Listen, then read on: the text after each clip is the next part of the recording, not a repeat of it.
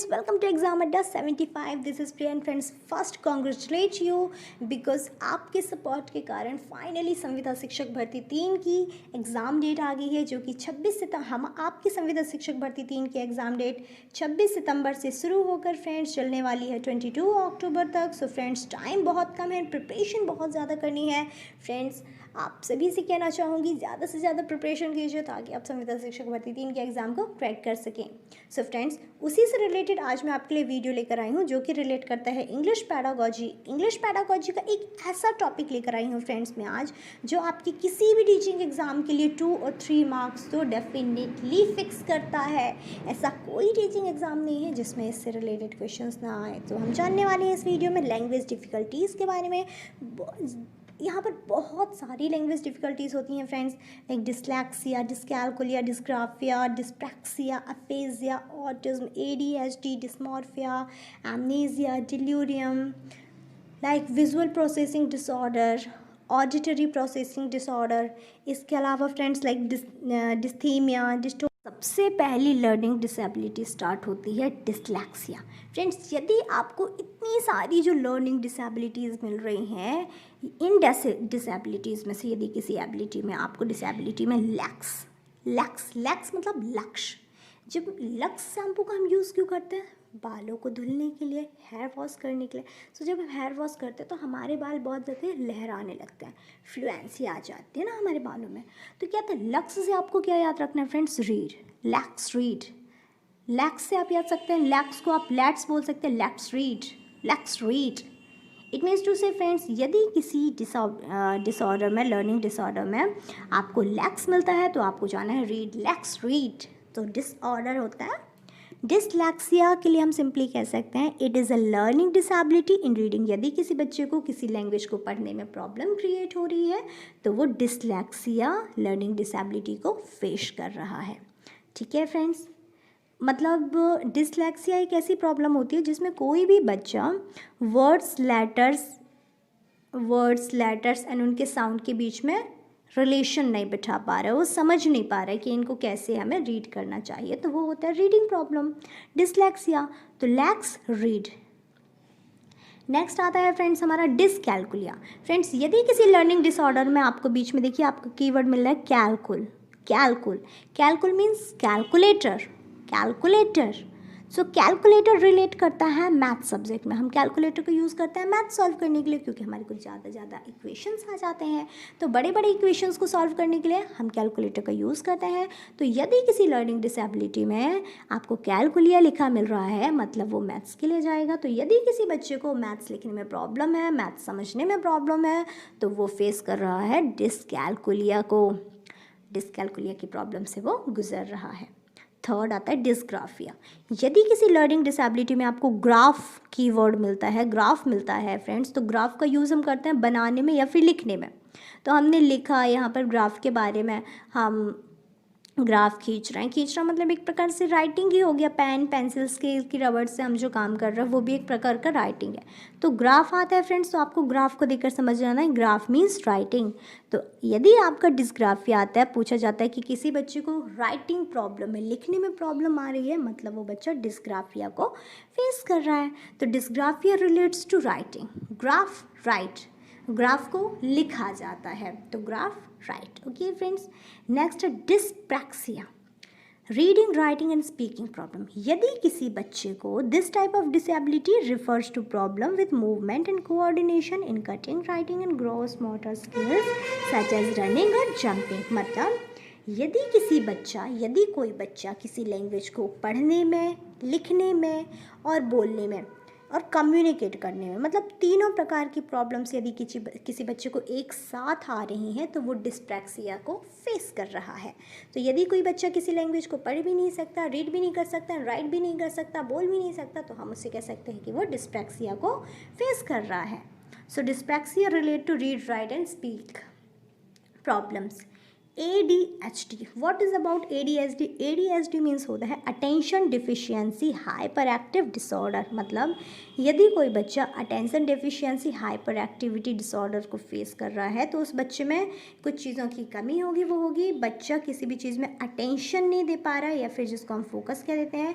बच्चा किन्हीं भी चीज़ों में अटेंशन नहीं दे पा रहा है, एडजस्टमेंट प्रॉब्लम आ रही है। इसको सिंपली कह सकते हैं that attention deficiency hyper activity disorder is not actually a learning disability. ये कोई लर्निंग डिसेबिलिटी नहीं है, बट लेकिन इट कैन हैम्पर और disturb learning. Children with ADHD often have problems sitting still. मतलब कोई ऐसा बच्चा जिसको ADHD मतलब ADHD की प्रॉब्लम को यदि कोई बच्चा फेस कर रहा है तो वो बच्चा उसे सिटिंग स्टिल मतलब एक जगह लगातार बैठे रहने में प्रॉब्लम होगी। स्टेइंग फोकस्ड, वो लगातार किसी चीज़ में अपना अटेंशन नहीं दे सकता, वो लगातार फोकस नहीं कर सकता। फॉलोइंग इंस्ट्रक्शंस, लोग जो उसे डायरेक्शंस देते हैं वो उन्हें डायरेक्टली क्या नहीं कर सकता, मतलब फोकस नहीं। सिंपली हम कह देना चाहिए कि यदि किसी बच्चे को ADHD की प्रॉब्लम हो रही है मतलब उस बच्चे में अटेंशन प्रॉब्लम है, या फिर एडजस्टमेंट, या फिर वो बच्चा अपने बिहेवियर को क्या नहीं कर पा रहा है, अपने बिहेवियर को वो बच्चा कंट्रोल नहीं कर पाता है। Control behaviour problems related to ADHD। Okay friends, next है हमारा एमनीशिया। एमनीशिया एमनीशिया एक ऐसी लर्निंग डिसेबिलिटी है फ्रेंड्स जिसमें यदि किसी बच्चे को एमनीशिया नाम की कोई प्रॉब्लम हो गई है मतलब वो बच्चा टोटल मेमोरी लॉस, मतलब यदि आपके कोई क्वेश्चन में आता है किसी क्लास की कोई स्टूडेंट है जिसे जो कुछ भी पढ़ाया जाता है उसका टोटल मेमोरी लॉस हो जाता है, मतलब कोई एक्सीडेंट हुआ किसी का, उसका टोटल मेमोरी लॉस चलेगी, तो हम उसे क्या कहेंगे, इसे एमनीशिया है। कोई व्यक्ति यदि उसकी टोटल मेमोरी लॉस हो जाती है तो हम उसको फ्रेंड्स कहते हैं कि वो एमनीशिया की प्रॉब्लम को फेस कर रहा है। Amnesia means total memory loss.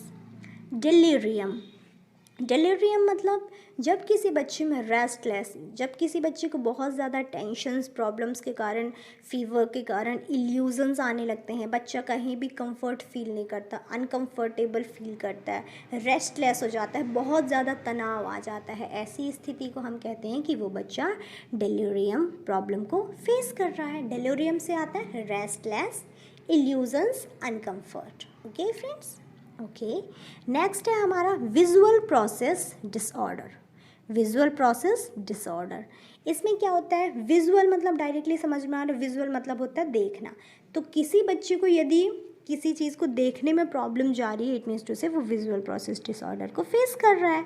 Problem in visual perceptions include missing minor differences in shapes, reversing letters or numbers, skipping words, skipping lines and having problems in eye-hand coordination।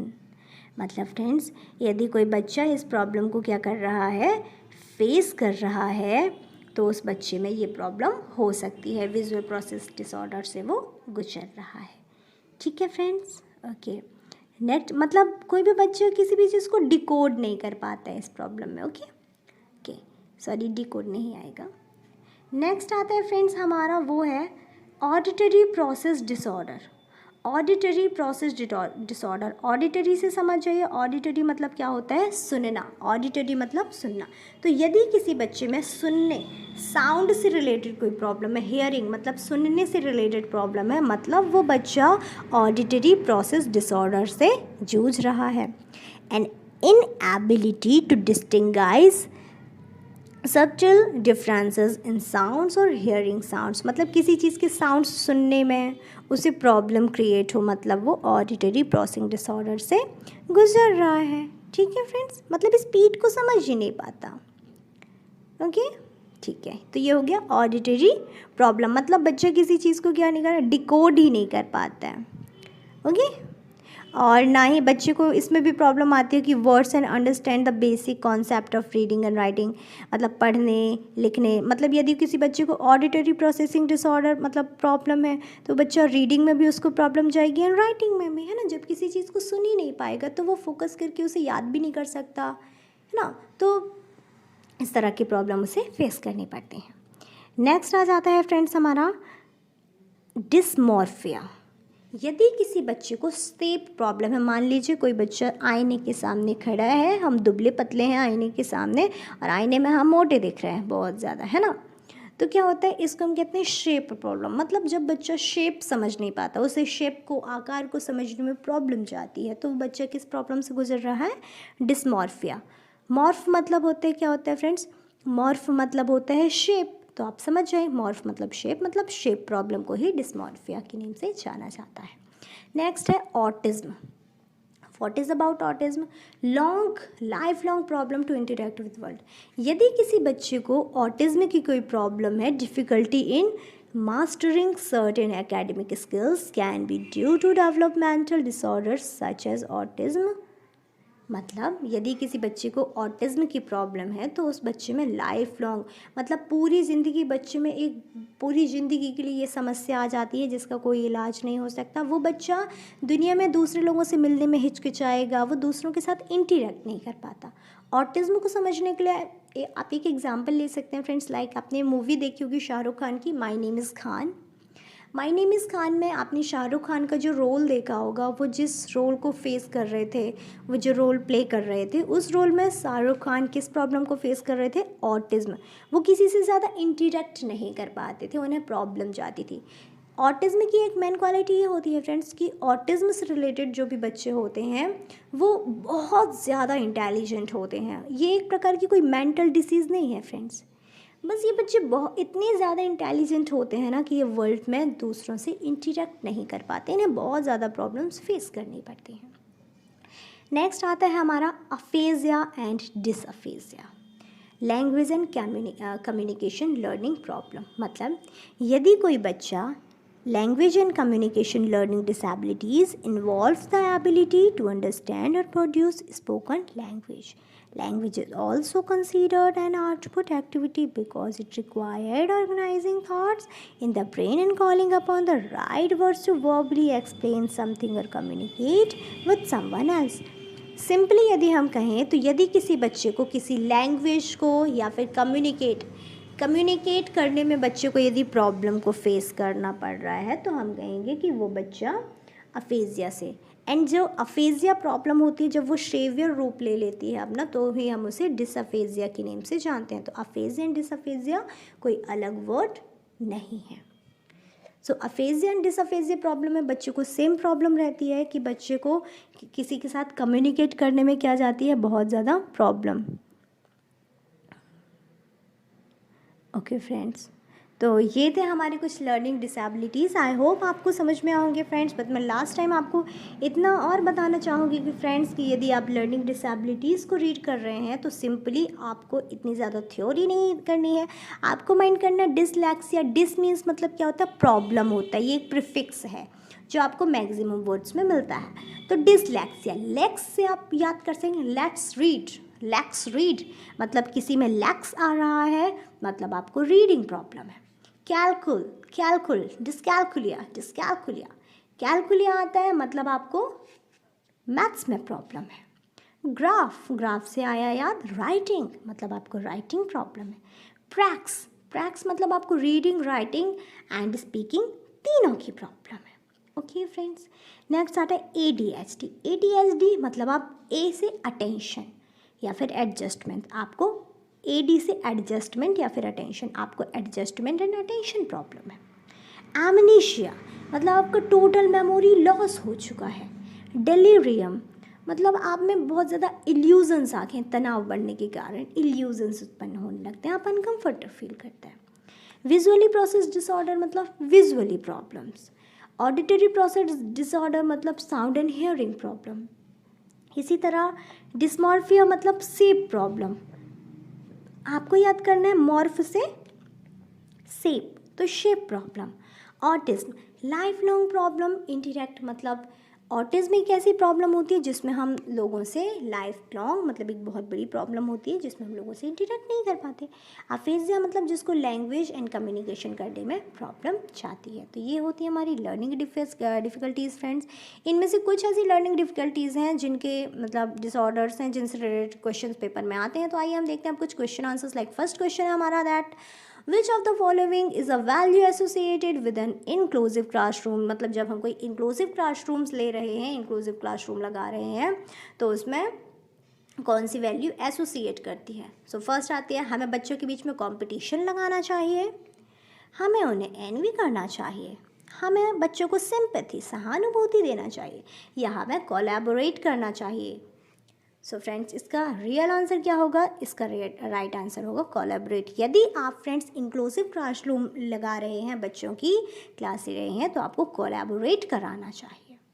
Next question आता है friends आपका, a student of class second finds it difficult to read his text book lessons he is suffering from. ये देखिए friends, इसी तरह का dyscalculia, anxiety, डिसलैक्सिया, dysgraphia, आपको इनकी मीनिंग पता करने की ज़रूरत नहीं है। आपने पूरे सेंटेंस को देखा एंड आपने देखा डिफ़िकल्ट टू कहाँ रहे, रीड, पढ़ने में प्रॉब्लम, मतलब हमने पढ़ा था लेट्स रीड मतलब लैक्स, किसी में लैक्स है, ये रहा लैक्स, मतलब रीड में प्रॉब्लम है, मतलब डिसलैक्सिया। इसी तरह नेक्स्ट हो जाएगा हमारा, Suhail, a student of class first, can speak and read out his lessons very fluently, but when it comes to writing, he is unable to write even small sentences. He is suffering from a language disability called learning disability called. इस learning disability को क्या कहेंगे? तो अब देखो उसको कहाँ problems आ रही है उस बच्चे को। वो बच्चा I can speak read out his lessons very fluently कर सकता है, मतलब वो पढ़ भी सकता है, वो बोल भी सकता है, लेकिन जब वो लिखता है उसको प्रॉब्लम आ रही है लिखने में। लिखना मतलब ग्राफ। अब देखिए ग्राफ किस में लगा है, ग्राफ लगा हुआ है ये थर्ड डिस्ग्राफिया। राइटिंग प्रॉब्लम आती है डिस्ग्राफिया से एंड रीडिंग प्रॉब्लम आती है डिसलैक्सिया से। इसी तरह 3 क्वेश्चंस और हैं हमारे पास, like a student of class second finds it difficult to read his text book lessons he is suffering from, ये हमारा हो चुका है। इसका आंसर क्या होगा फ्रेंड्स? डिसलैक्सिया। सेकेंड आता है सुहेल अ स्टूडेंट, ये भी हम कवर कर चुके हैं फ्रेंड्स, तो इसका आंसर हमारा क्या आ जाएगा? इसका आंसर हमारा आ जाएगा डिसग्राफिया। इसी के अलावा जो हमारा नेक्स्ट क्वेश्चन निकल कर आता है, नेक्स्ट क्वेश्चन निकल कर आता है friends that if a child hyper active impulsive and lacks general coordination see he is considered as a child with uh, मतलब कोई बच्चे में hyper active impulsive and lacks general coordination की प्रॉब्लम है, तो वो बच्चा किस प्रॉब्लम को फेस कर रहा है फ्रेंड्स? वो बच्चा प्रॉब्लम फेस कर रहा है लर्निंग डिसेबिलिटी।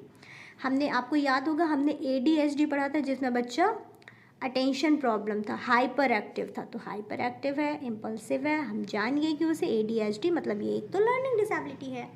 तो ये थे हमारे कुछ questions and learning disabilities. I hope video आपको पसंद आया होगा फ्रेंड्स। यदि वीडियो पसंद आया है तो चैनल को सब्सक्राइब एंड वीडियो को लाइक करें। Thanks for watching.